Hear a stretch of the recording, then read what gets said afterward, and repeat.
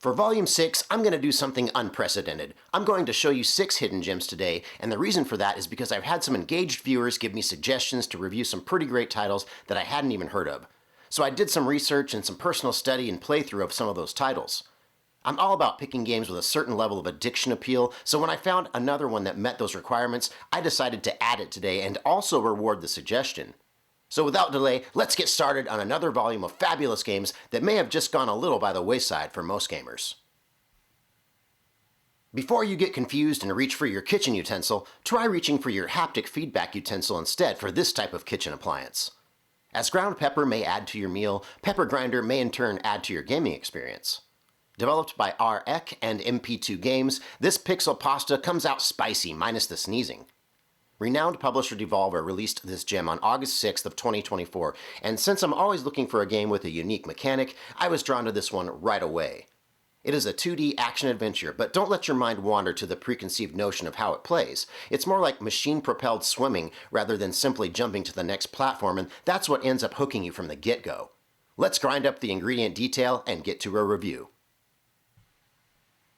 It's like I can finally feel what it's like to be a trimmer's worm for a day. Only no Kevin Bacon, Fred Ward, or Michael Gross to blow me out of the sand with explosives. But there are other dangers to consider, so don't get complacent being a graboid for a day. The game is good at introducing new elements to perfect, so no level feels the same, and that is quite commendable from a platformer standpoint. The team really thought of many ways you could use your drill besides just drilling. I love to see games like this think outside the box and offer fresh ideas.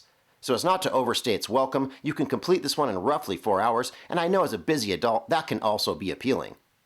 There's a certain grace this exudes, and as you soar through the sand, although it's a dry environment, you get an aquatic burst every time you get behind the controller. I'll give this one a 7.5 out of 10. Okay, this isn't an idea that hadn't been thought of before, but rather an achievement in artistic execution of that idea.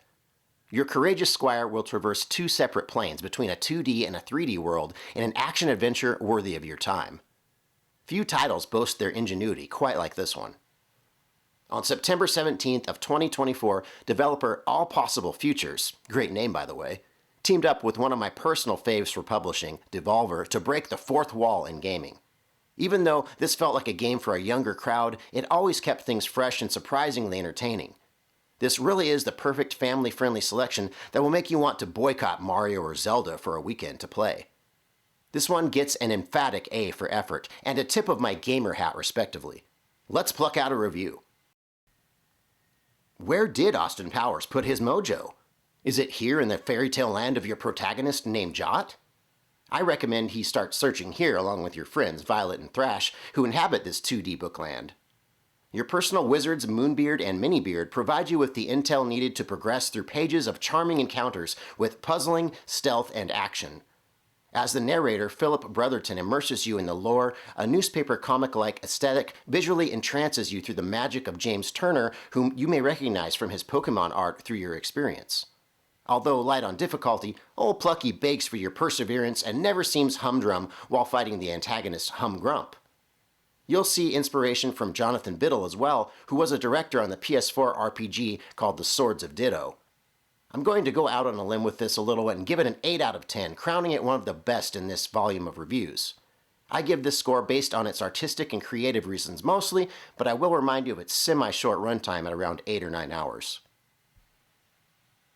On paper, I was very much looking forward to spinning this disc in my PS5, and when I finally got around to it, I was moderately entertained and semi-engaged for a tactical strategy installment, but could it be redeemed as worthy in this particular grouping?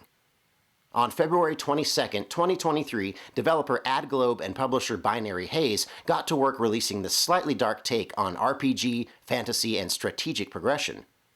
I picked up this special edition, which opens up to reveal a soundtrack on the right here, an art book, which I'll flip through now briefly because I am a sucker for some good art, and this one is nicely presented for sure, but maybe just a little oversized for its own good.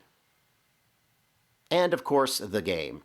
It seems to me that if you want to stand out in a crowd, you need to do something that the others haven't, and since I didn't really get that here, I had to focus more on what they did right, while pummeling the Mort hordes you encounter. With this threat looming ever so close to home, let's see how the brigade handles the threat in a brief review.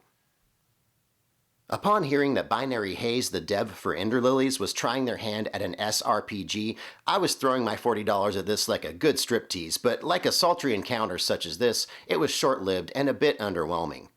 This felt like a booty shake with a disclaimer on the underwear that reads, "No entry allowed." Sad emoji. The menu system felt fluid and easily navigated, but I questioned choices like needing to repair your weapons all while keeping you hindered with low HP if you don't use a specific character enough.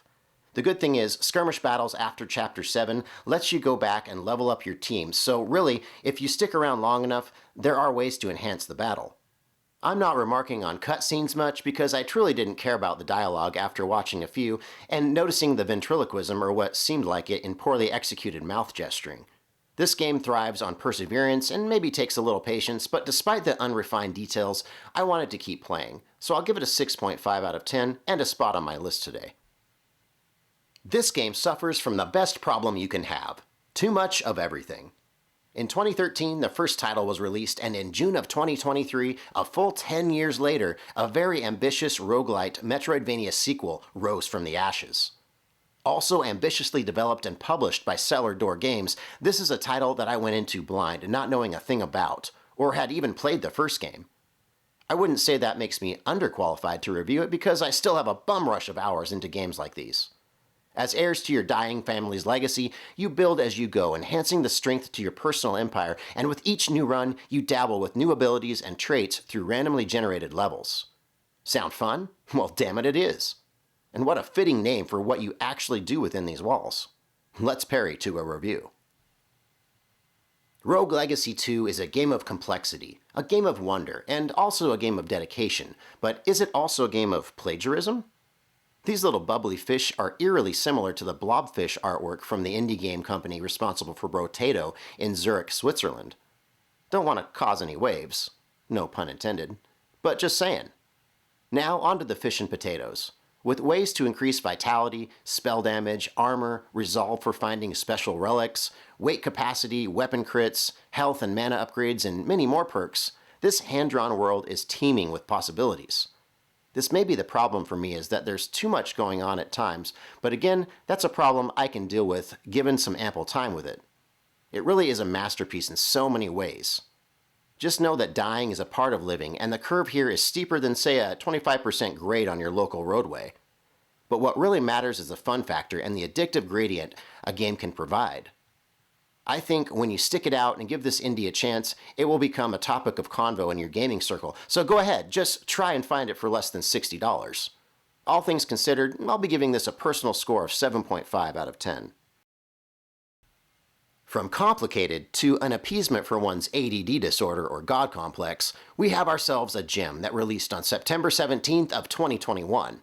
It's a fast-paced, first-person parkour shooter that has the fluidity of a cell membrane. And since not too many brain cells are required to play, I found it to be quite consummate. It's also impressive to know that Greylock Studios were responsible for the developing and the publishing. You'll wall run, dive, chain link attacks, and slide to combine some of the best feeling kill streaks on the PS5.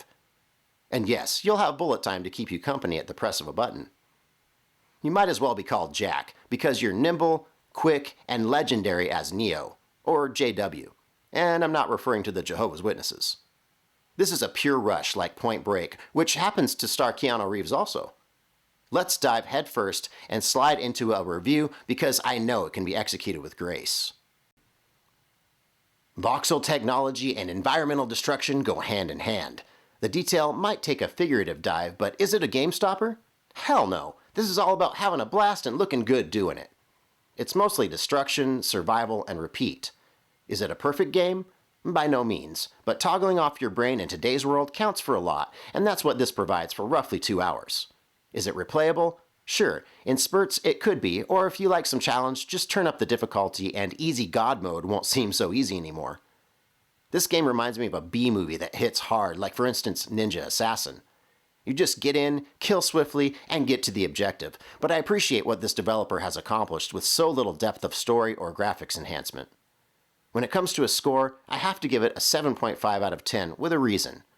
It didn't make the 8 simply because of its length. I found myself wanting much more after completing it, but I also give the highest accolades for making me want the extra. So kudos, Greylock, and let's get that sequel with a bit more depth, and then I'll be your personal lapdog reviewer for a day. For the special treat I promised you all, we're going to take a look at another very fun and addictive game suggested to me by Farky Classic Gamer 8936. I love when a new title keeps me coming back to it, and like a toxic ex, here I am fraternizing with Knight vs. Giant. Although published by P-Cube, who is fairly well known, Gambir Studio from Indonesia developed this one. So this much is true. I had never heard of this game, but it looked, as the Japanese say, subarashi. After releasing the Void Giant by attaining the Holy Grail for Merlin, the objective is to vanquish him and save Camelot with a little help from the Knights of the Round Table. It's a fantasy action roguelite that suffers from the repetitive bug, but still manages to hook you with its broken Excalibur. Let's begin the incantation of review. Now, I've always aspired to be called dashing, but this gets a bit ridiculous. Also, it felt like a damn Dave Grohl song was getting the best of me for multiple runs I needed to reach the Void Giant. But as much as I gripe and complain incessantly, by my troth, I had a great time with this one, because it's just inherently addictive, and lately that's the gold standard. With each new run you need to choose your perks wisely and your upgrades with intelligence. Every time you get a little further, you learn what your next move should be and gain the skills to take down those pesky giants that don't seem to give you a moment of privacy. There is some town building and extras that add to the grind addiction, so it's a fitting formula of progression. I had a lot of suggestions and I played a good amount of them, but I kept coming back to this. It could benefit from more areas of exploration and varied gameplay, but I'll give this one an 8 out of 10 for fun factor and a congratulatory win to my watcher for this suggestion. Godspeed on your gaming journey and fare thee well. I love that I still have binge-watching fans that get me material for games I can review and give my opinions on. For the winner of this giveaway, if you refer to my description, you'll find the info to contact me, so I'll be eagerly awaiting your communication. For all others that just appreciate PS5, I have more volumes to come, so if you like and subscribe, you won't miss a beat, and I won't miss a game you should check out. I'll see you on the next run. Cheers!